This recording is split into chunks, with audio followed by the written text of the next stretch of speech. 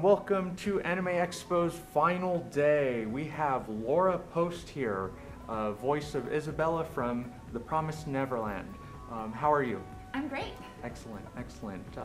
Logan? So, our first question's, how has Anime Expo been so far for you, and have you had any favorite moments? It's been awesome. It's been really busy. And as I was mentioning, the Artist Alley is intense, both in the quality of work and the number of people. Favorite moments, I had a really fun time on both the Sound Euphonium panel for the new movie coming out and Little Witch Academia dub panel that we just finished. Awesome. Let's see. Who or what inspired you to get into voice acting? I've wanted to do voiceovers since I was a little girl. When I was like 6-ish, I realized that Raphael from the Ninja Turtles and Mighty Max were voiced by the same amazing voice actor, Rob Paulson, and I was sold on that as a career path. Right on. So, when you're recording for a character, do you watch the sub version of the show first, or do you tend to go into it blind? Depends on the show and depends on the character, both. I try to do research if it's available. For shows like Little Witch, we actually dubbed that as it was coming out in Japan, so I couldn't like binge watch the show before we recorded. But for, I'm trying to think of another example, but Kill la Kill, I watched everything before we had recorded, for example. Some shows I happened to already be watching, like Promised Neverland, I was already watching as it was coming out on Crunchyroll when I got cast as the part. Like when the auditions went out, I was like, oh, I'm watching this show. Cool. So that was helpful. That helps sometimes to like and enjoy and watch anime just as a thing I do in my free time. So yeah, it just sort of depends. Right on. So far, what has been your favorite role? And have you had any voice characters that you don't like? Well, like characters who, as a person, I don't like. I definitely find Ragyo to be a despicable human being. She's terrible, objectively so. I don't think anyone's going to argue that no, she's a good person. As for characters I really like, there's too many to possibly mention. There's so many that even to say, oh, that hold a special place in my heart. There's so many that hold a special place in my heart at this point that it's too many to mention. But I really loved getting to work on Justice League Action. That was just an amazing experience. I loved getting to play Harley Quinn in Telltale's Batman. She's just such a crazy character and awesome to like have been part of that legacy of how amazing of a character she is. Just even the small part is super cool and still blows my mind. And I'm really excited to be playing Kasumi in Persona 5 Royal. That when I got that part, I cried, literal tears. I was so excited. So she's definitely got to make the top 3 at least, right? All right, so if you could live the life of one of the characters you've played, who would it be and why? I live the life of one of the characters. The one that's closest to my life, and so I feel like I'd adjust best, is Akari from March Comes In Like a Lion. She is, out of all the characters I've voiced, she's the one that's the most like me personality-wise. She's like very motherly and likes to take in things that are lost or broken and fix them, and she really likes food. And we have the same sense of style. Like so many of her dresses, I'm like, I feel like I have that one in my closet. And then like wearing the sweater over the dress thing, it's just, we do that a lot.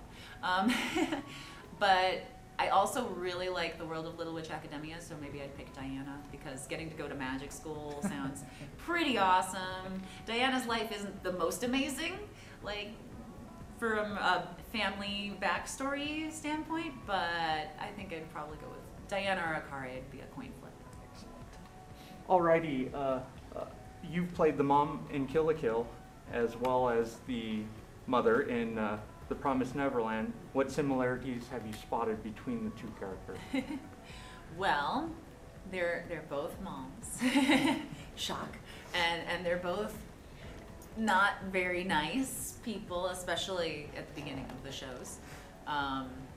and they both have really cool musical themes. Both Leslie's Lullaby and Blumenkranz are some real jams. It's kind of different in the kind of jam, but I love both those songs a lot. But I'd say that's kind of where their similarities end. Raggio is very bombastic and magnificent, and her intents are absolutely 100% bad. And Isabella is part villain, part victim. She's got a really interesting dynamic that was really fun to play with her, which is definitely different from Raggio, who's 100% in control of everything. And Isabella seems in control of everything until you realize that it's not as straightforward as it maybe seemed at the beginning of the show. Yeah. Thank you. For the next question, have you read The Promised Neverland? Oh, no, that one. We're cutting I that have. one. Oh, okay. Yeah, she doesn't The read question manga, 9? so, yeah. Yeah, Okay. I said anything, but we'll cut Oh, it out. okay. Yeah, sorry. Question 9. What are your impressions and favorite traits of Isabella? Is when I was watching the show originally, before I got cast, and I think the auditions went out maybe only 2 or 3 episodes into it airing in Japan. I was like, okay, one of the things I really have to nail with Isabella is that kind/creepy factor. I knew that was something that I really had to make sure that, she, like when she's like, "What's wrong, Emma?" that she would make your skin crawl, because I really wanted that reaction, especially in that particular scene. So that was something I was really hanging on for her. But then as the show finished in Japan and I saw everything, I was like, oh, there's more that I need to put into this other than just, oh, she's, in control and she's creepy, but she's got this motherly side, but it's all fake, because it wasn't just all fake. She's very genuine in her intentions. And my favorite scene, I love the last episode, but my favorite scene, once you've seen the whole first season, is to go back and watch the episode where she's talking to Emma when Emma's in the infirmary. And she's just saying, just give up and you will be happier, you will be better off, because it comes from such an act. You think when you're watching it, oh, she's just trying to win. She thinks she's already won and that Emma should just give up. And it's like actually coming from a place of genuine care and affection. And she means it sincerely when she's like, you'll be happier if you just give up. You can lead a fulfilling life. You could be a mom. Like, this could be okay.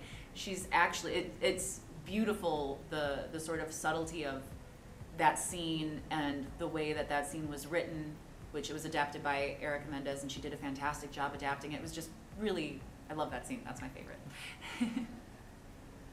All right, so going back to when you first landed both Isabella and or Raggio, what were your reactions when you found out the show was coming to Toonami? I was very excited both times.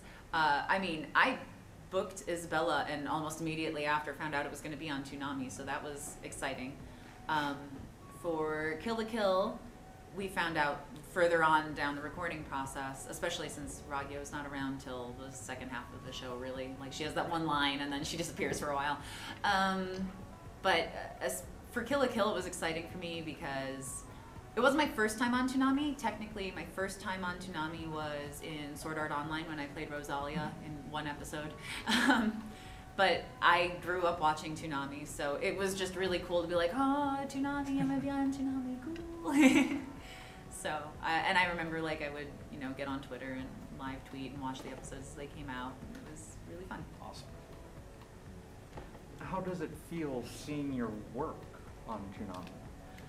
It's really trippy, especially for Promised Neverland, because Isabella's lines were in one set of the bumpers for commercials. And I just remember when I would watch Toonami, back in Chicago as a teen, I would be like, oh, you saw those bumpers all the time too. And it just, I don't know, it just sort of hit me like, huh, I'm doing the thing. Like when I used to watch Outlaw Star and I'd hear their voices all the time.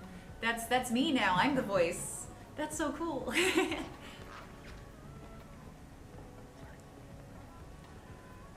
Back as early as when TPN's anime was in production, The Promised Neverland, I remember fans around the net saying that this show would be perfect for Toonami to air. As the voice of Isabella, did you agree? And when the show was announced, what was your excitement level? I mean, it all happened so fast Yeah. that it's sort of like, yeah, I would have agreed, but to be fair, I think anything I'm in, I'd be like, it should be on Toonami. March comes Yeah. in like a lion, it should be on Toonami. Everything should be on Toonami. But Promised Neverland is a really good show for Toonami. I was very excited that it was going to be on Toonami. I enjoy the Toonami block, and I think that Promised Neverland was had a nice little fit in there with everybody else. Sad that it's over for now. Yeah, Season for now. 2 in 2020, but I don't know about Isabella's participation in that season so much. Thank you. So, what was it like working with the rest of the cast and crew on The Promised Neverland? Everyone was great. I love the people at Aniplex. Like, they're so passionate about the shows they work on, and they're really involved in the process and casting, and so they were super great. It was really great working with them again. Erica, it was fun fun playing Erica's mom yet again on Kill la Kill and now Promised Neverland. And she did a great job, like I said, adapting the script. I thought the cast all sounded really great. Rebecca as Krona knocked it out of the park. When I was watching it in Japanese, I was like, wow, that's a hard role. Whoever gets that, that's going to be a hard time. And she really rose to the occasion and did a great job. And Steve is our director, also excellent work. It doesn't sound, if it weren't for him, we'd all be flying blind. So big props to him. Let's see. Are there any behind-the-scenes stories you would like to share from The Promised Neverland? I'm trying to think of, I'm sure that I had bloopers. Now I'm trying to think of them, and I'm blanking. I liked humming a lot. That was something I actually got given the song pretty much as soon as I booked the part, because she has to hum it in the first episode. So they're like, here's the full song, here's the clip where she hums it, because you're going to have to do the humming. And I was like, okay. And so when I got in, Steve hadn't realized that I had been given all those materials, so I had studied the song. I was like, I'm gonna hum the best hum that I've ever hummed.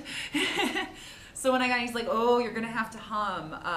Do you wanna preview? Do you wanna hear the Japanese in your ear? And I was like, oh no, I got it. I've memorized it. We're good. Let's go. And he was like, oh, good.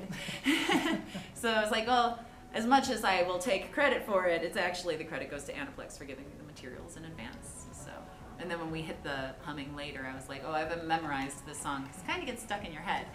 So it was easy to just hum it some more. Yeah.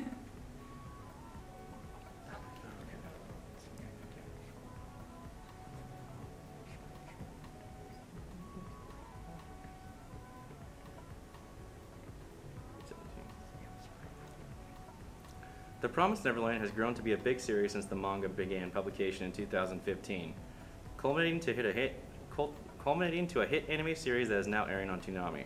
For those that may not get it, what personally do you think makes The Promised Neverland such an eventful and appealing series?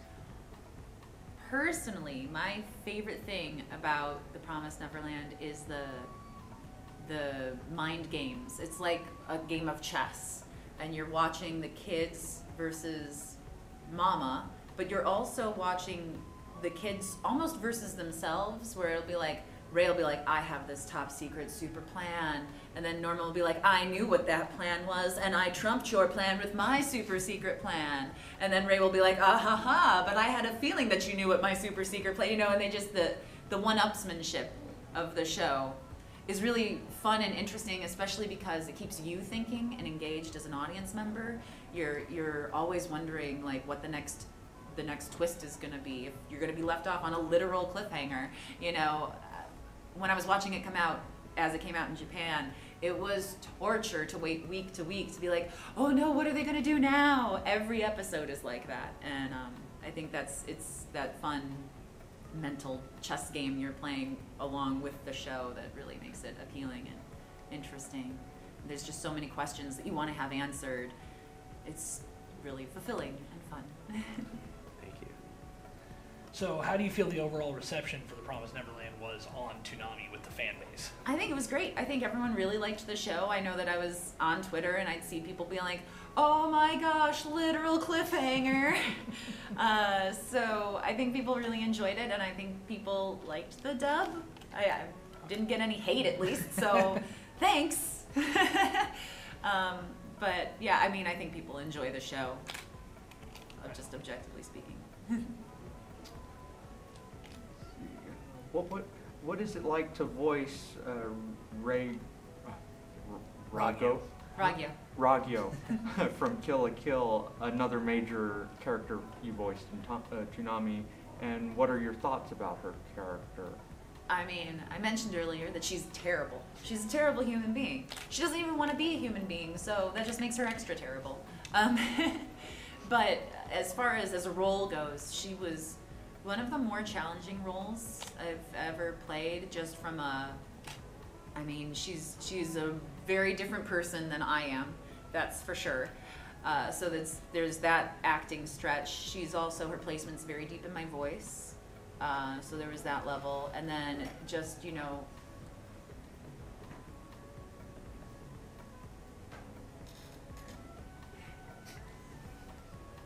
so then there's that level. She's very deep in my voice, so that makes that a little more difficult too. And then just, we really wanted that dub to be good. So Alex spent a lot of time making sure that we got like just the perfect take for each character, and really wove this magnificent tapestry. But it was a challenge for sure. It just took a lot of work. So worth it, but hard.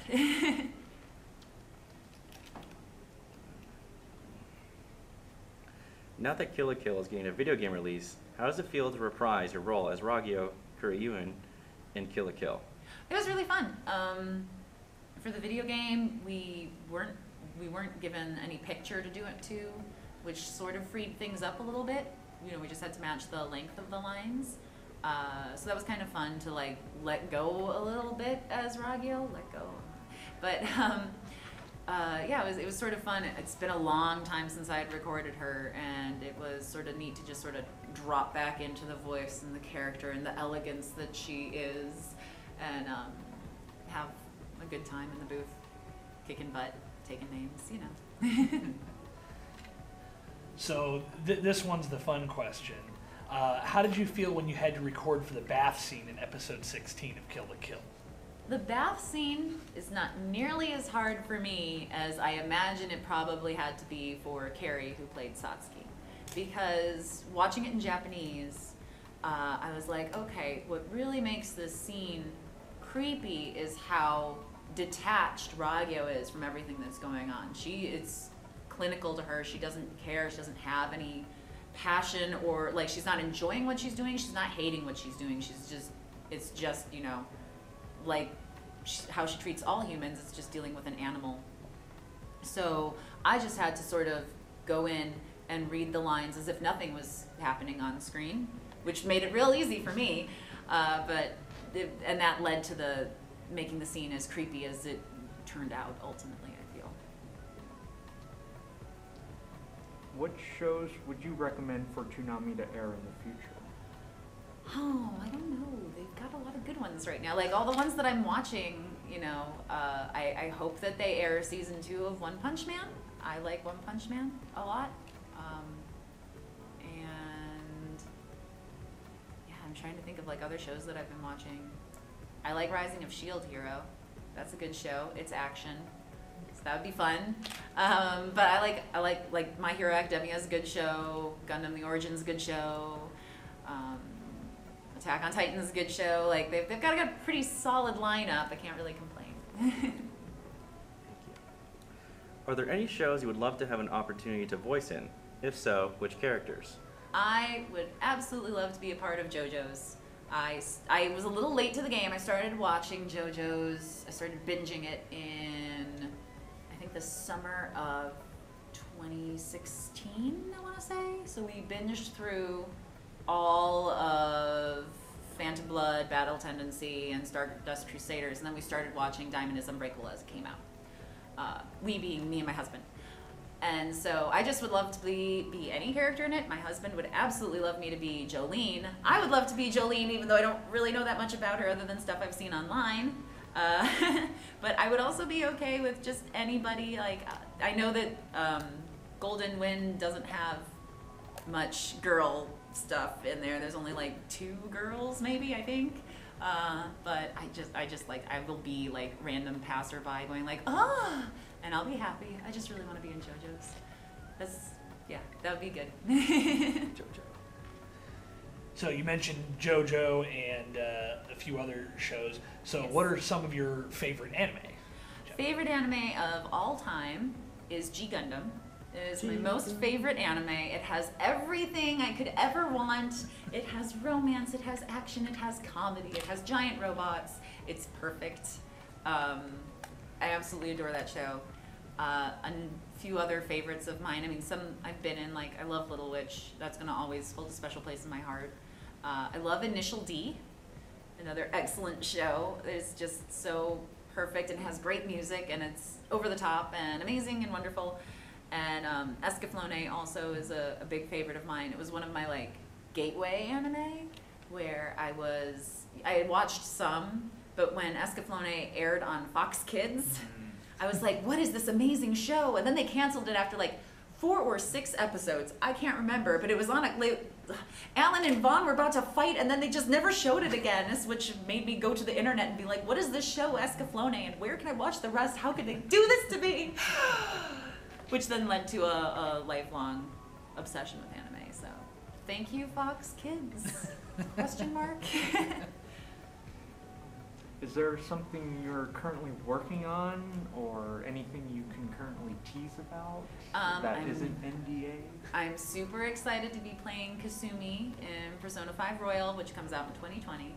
I can't really say anything about her or the character, but, well, I mean, you know, we know who she is and what she looks like, and the stuff that isn't already out there. I can't divulge anything. But she's fantastic, and I'm super excited to be playing her. I really hope people continue to like her as much as they seem to like her right now, even with me voicing her. But I love her. She's great, and I'm trying to think of anything else to promote. Cells at Work comes out in August. I play Macrophage in Cells at Work, and that was super fun. We got to sing the theme song. You can go see that right now on YouTube. You can see us recording the theme song. Like, they did a little promotional video, and it's adorable and super fun, and I love that show.